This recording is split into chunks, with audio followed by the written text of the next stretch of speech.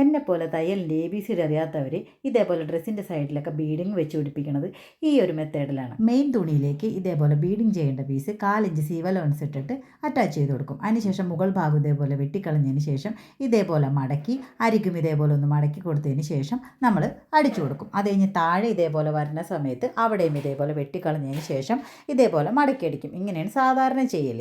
അപ്പോൾ ഇതേപോലെയുള്ള പ്രശ്നങ്ങളുണ്ടാവും. കണ്ടില്ലേ, കാണാൻ വലിയ വൃത്തിയൊന്നും ഉണ്ടാവില്ല. അപ്പോൾ അതിന് വേറൊരു ഐഡിയ പറഞ്ഞുതരാം. സാധാരണ തയ്ക്കണ പോലെ 1/4 ഇഞ്ച് സീം അലവൻസ് കൊടുത്തിട്ട് ഇതേപോലെ തയ്ച്ചെടുക്കുക.